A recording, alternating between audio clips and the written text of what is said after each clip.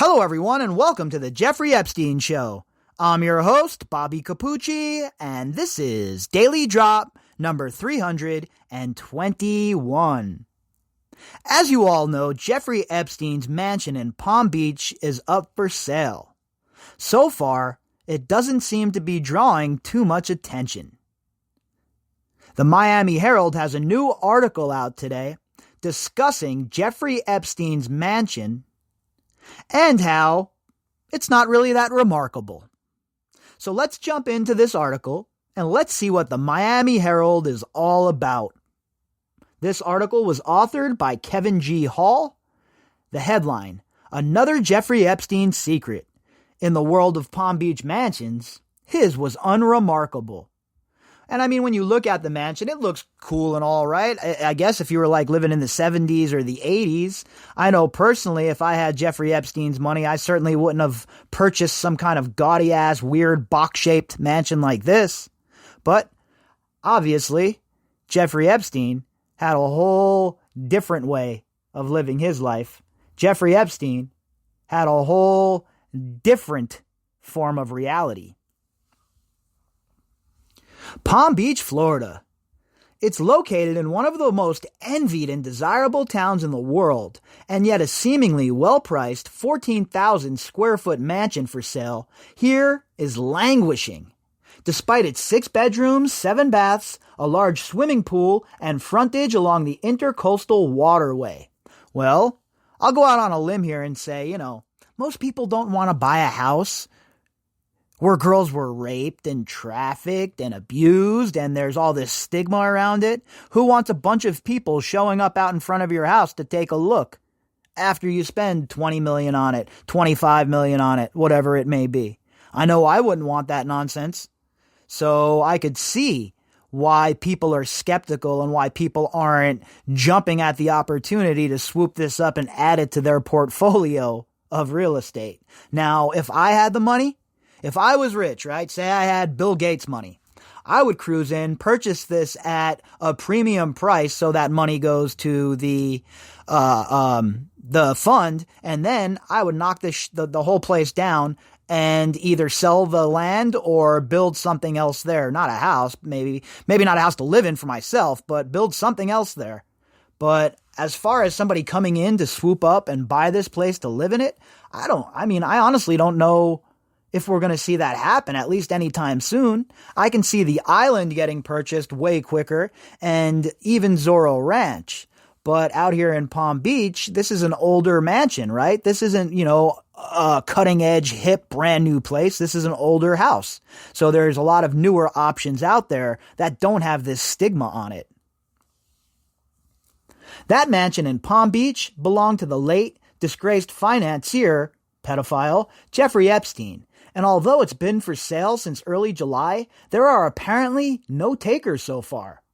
The price for the mansion with southern exposure and water views remains fixed at just a hair under $22 million. Pocket change, folks. Pocket change. Let me go dig into the cushions of the couch, pull out $22 million, and go purchase this place. $22 million. Can you imagine? I hope it sells quick, right? Honestly, it's better for everybody the quicker these places sell and the quicker this money gets into that fund, right? But I think it's going to be a difficult sell, and I would not be shocked if you see the price decrease again, maybe even a few million, because who the hell wants to live in that house? It is one of at least 3 homes the Epstein estate is selling as part of the liquidation of his assets, including one on a private island in the Virgin Islands and one in Manhattan. The Corcoran Group was tapped to offer the Palm Beach mansion for sale. Large homes in exotic locales can be a plum assignment, but this home's sordid past would overshadow any curb appeal. Yeah, there's no doubt, like I was just saying. I mean, think about it for a second. Imagine, you're going to spend this kind of coin on a house. Why would you want to spend this kind of money on this sort of house, right? Unless you're one of these people, maybe like a foreign investor or something like that really doesn't even understand the stigma or doesn't care, then I get it, right? Or if you're buying it as maybe a I don't know, maybe some sort of project home. You're going to tear it down and rebuild it. All right, I get it. But who in the hell would want to live in this place? I mean, I guess somebody would. And like my dad always says to me, not everybody's us. And he's 100% correct about that. What is right for me and what I think is acceptable might not be for somebody else, and vice versa. So it's going to be interesting to watch how long it takes to sell this place, though. That's for sure. Its Palm Beach listing agent, Kerry Warwick, declined a request to allow McClatchy and the Miami Herald to accompany her on a future showing. She also declined to discuss why the luxury property, just a mile from President Donald Trump's Mar-a-Lago resort, where Epstein used to visit, is not selling. Well, if there's anyone in Florida that has a couple of bucks in their portfolio and can get themselves a walkthrough here, that would be kind of cool. Take some video and make sure you share it. If I lived in Florida, I would probably be trying to weasel my way in for a walkthrough here, zero doubt about that. But considering I am in Las Vegas, not too feasible. But if you're in Florida and you get a chance to get a walkthrough through this place, shit, I'd be all over it, right? Who doesn't want to see behind those doors? Who doesn't want to take a walk through this house of horror? You can call our New York office, she said. Oh, call our New York office. I'm not answering any of your questions. I'm busy selling houses. Har, har, har, har, har, har. I have to meet Biff, Buff, and Biffy over at the golf club. These people, bro, I'll tell you what. At New York headquarters of the Corcoran Group, there was also little desire to discuss sale of the mansion, now infamous as one of the multiple places Epstein's accusers say the mysterious, high-flying businessman, really, that's what we're going to call him still to this day, especially in the Miami Herald. I thought the Miami Herald was on the cutting edge of taking down Jeffrey Epstein. How about using the proper terminology, okay? High-flying businessman is not it. How about pedophile? How about child abuser? How about money launderer? And how about scumbag? With friends in high places, abused them when they were minors. A Corcoran representative said there was nothing to add beyond what Warwick shared with the Wall Street Journal in July. Why so secretive? Why is this company being so secretive about this? I don't get it. What are you trying to hide? Let me guess, this is national security level information. Duh! These people are such fools. The whole lot of them. Epstein's home is certainly not the first notorious South Florida mansion to hit the market. Gianni Versace's Miami home on South Beach was sold after his headline-grabbing murder in 1997 and remains a curiosity for tourists to this day. That's what I'm talking about, right? I know if I had that kind of dough, the last thing I would want is a bunch of looky-loos out in front of my house dicking around, leaving trash, acting the fool. If I had that kind of money, let me tell you the kind of compound that would be purchased in a place like Montana, right outside of a beautiful national park or something. I would buy a compound, acres worth of a compound, and be completely and utterly self-sustainable there. That is my ultimate goal anyway. But if I had this kind of money, forget about it, folks. Your boy would be living out in the sticks. But that mansion is smack in the middle of a bustling hotspot for nightlife.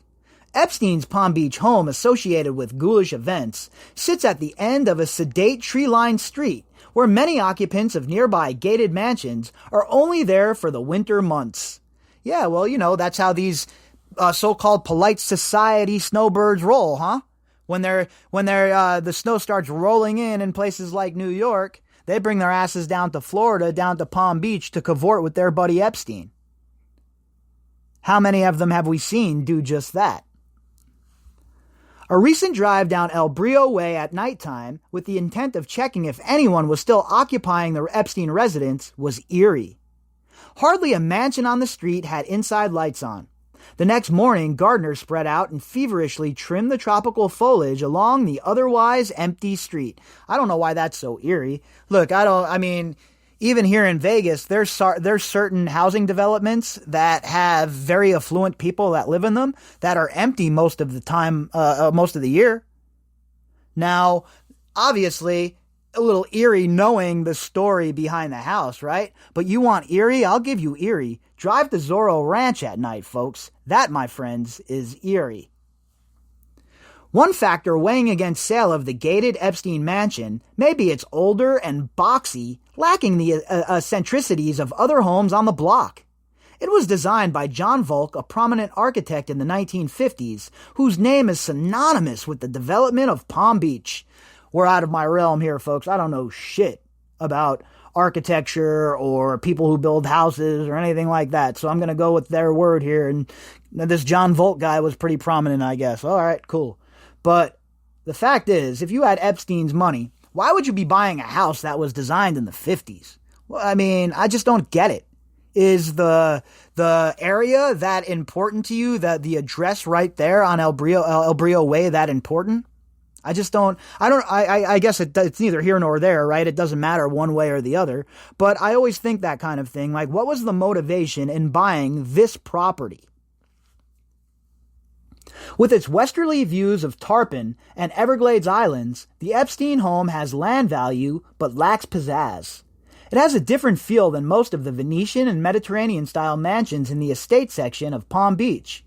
Those European looks were the hallmark of Addison Meisner, among the most sought-after architects in America's Gilded Era of the 1920s, whose thumbprint remains across South Florida. So in layman's terms, all these other people have these like swanky Venetian-style, Eurocentric type homes, and Epstein has this boxy-ass, goofy-ass mansion. In fact, Murray Gell-Mann, a Nobel-winning scientist befriended by Epstein, once described the Palm Beach resident to a friend as ugly and unremarkable, lacking any charm. Oh, well, I could explain Murray Gell-Mann the same way. Now let's remember who Murray Gell-Mann is for a moment, shall we? Mr. Santa Fe Institute himself, Mr. Big Shot in New Mexico, and one of the reasons why Jeffrey Epstein moved to New Mexico? Yeah, that same Murray Gell-Mann.